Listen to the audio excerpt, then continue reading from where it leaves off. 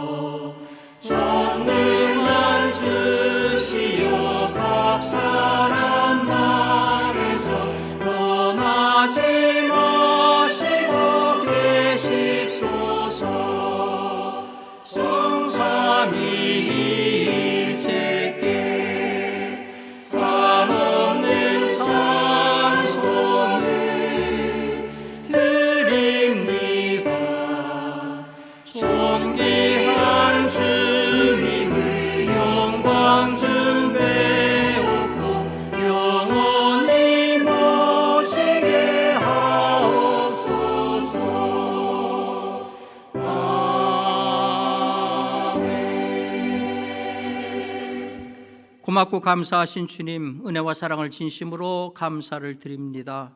간밤에도 우리에게 편한 잠을 허락하여 주시고 기고 동작할 수 있는 새 심과 새 생명을 허락해 주심에 진심으로 감사를 드립니다.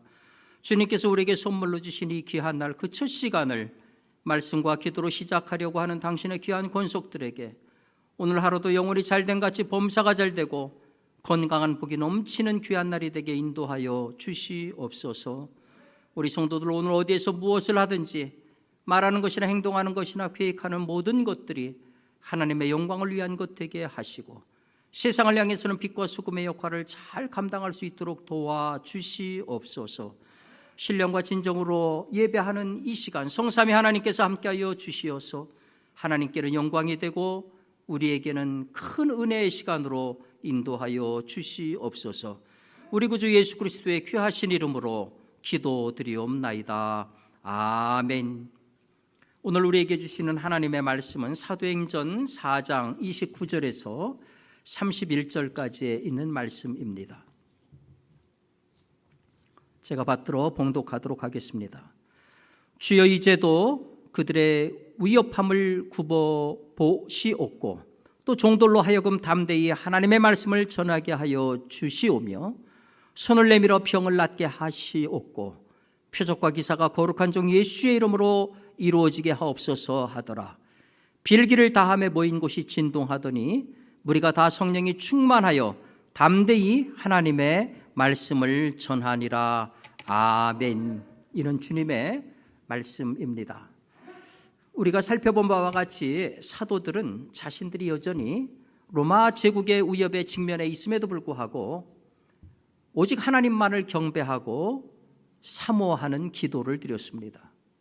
그들은 영광 중에 계신 위대한 하나님을 경배했고 예수 그리스도의 십자가의 죽음이 무슨 의미가 갖는가를, 무슨 의미가 있는가를 설명을 했습니다.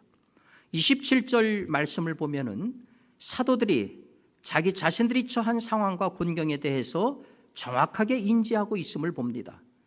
헤롯과 본디오 빌라도는 이방인과 이스라엘 백성과 합세하여 하나님께 기름 부으신 거룩한 종 예수를 거슬러 하나님의 권능과 뜻대로 이루려고 예정하신 그것을 행하려고 이 성에 모였나이다.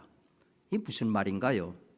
분명히 헤롯과 빌라도의 핍박은 사도들에게는 목숨이 걸린 중차대한 위협이었습니다마는, 그런데 사도들은 그들이 받는 그 위협을 하나님이 세우신 구원 계획의 일환으로 해석하고 있더란 말입니다. 이것은 실로 놀라운 영적인 통찰력이 아닐 수가 없습니다. 이러한 통찰력의 결과가 무엇인가요? 이런 위기의 상황에서 그들의 기도가 달라지더라는 것입니다.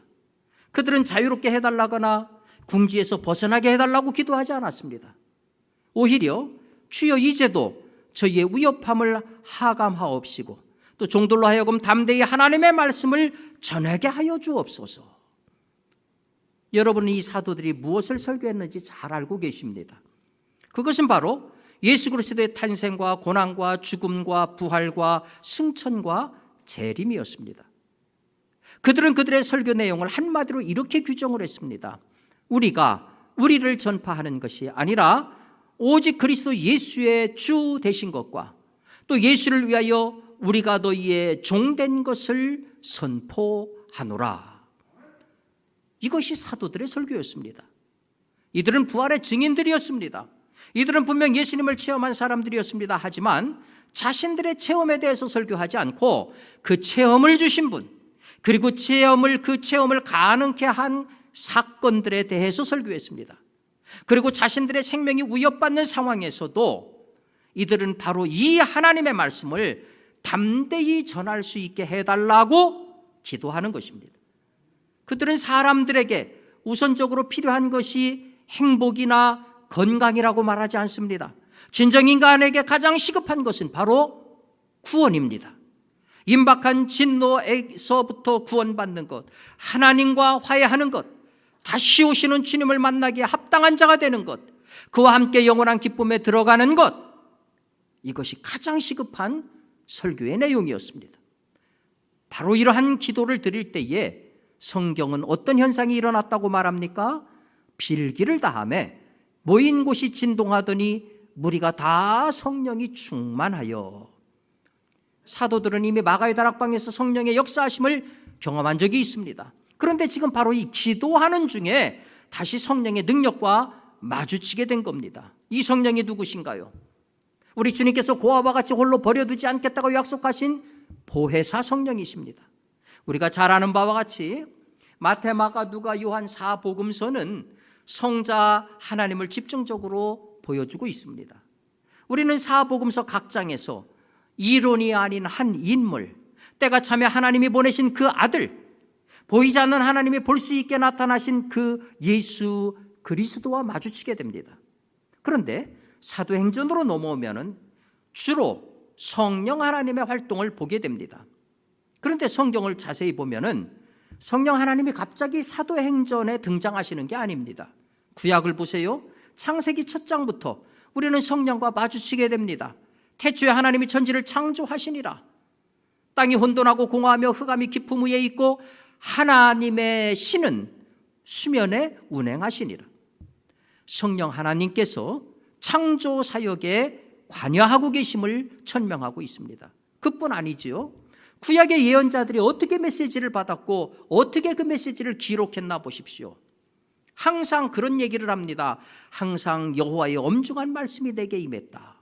여호와의 신이 내게 임했다. 그렇게 말하는 것을 봅니다. 다시 말해 이 하나님의 신에 성령의 예언자들이 붙잡힌 바 되어 활동하고 선포했다는 말입니다. 이 모든 내용이 성경에 쓰여 있는데 이 모든 성경은 하나님의 감동으로 되었다. 스스로 성경 스스로 천명하고 있지 않습니까? 다시 말해서 성령께서 성경의 저자라는 것입니다. 그런데 구약에 나타나는 성령은 특정한 사명을 가진 예언자들 혹은 제사장들에게만 나타나는 특징이 있습니다만은 선지자 요엘을 통해서 새로운 약속을 주셨습니다. 말세에 내가 내 영으로 모든 육체에 부어주리니 너희의 자녀들은 예언할 것이요 너희 젊은이들은 환상을 보고 너희의 늙은이들은 꿈을 꾸리라. 그때 내가 내 영으로 내 남종과 여종들에게 부어주리니 저희가 예언할 것이요. 우리 주님께서도 성령에 대한 약속을 승천하시기 전에 다시 한번 확인해 주셨지요. 때와 기한은 아버지께서 자기 권한에 두셨으니 너희의 알 바 아니요. 오직 성령이 너희에게 임하시면 너희가 권능을 받고 예루살렘과 온 유대와 사마리아와 땅끝까지 이르러 내 증인이 되리라. 그러므로 너희는 위로부터 능력이 입히올 때까지 이 성에 유하라. 이것은 분명한 진술이자 약속이고 동시에 예언입니다. 이것이 왜 중요합니까? 주님의 제자들은 예수님의 죽음을 보고 뿔뿔이 흩어졌던 지극히 현실적인 사람들이었습니다. 그런데 지금은 목숨을 두려워하지 않고 오히려 즐거워합니다. 왜 그렇습니까? 바로 주님이 약속하신 것이 이루어졌기 때문입니다. 바로 성령이 임하셨기 때문입니다. 따라서 성령이 임하신 오순절은 하나님의 위대한 행동으로 성육신, 부활, 죽음, 승천만큼이나 매우 중요한 사건입니다. 무슨 말이냐? 이미 말씀드린 것처럼 성자 예수님이 이 땅에 오시지 않았다면 이 세상 누구에게도 희망은 없었습니다.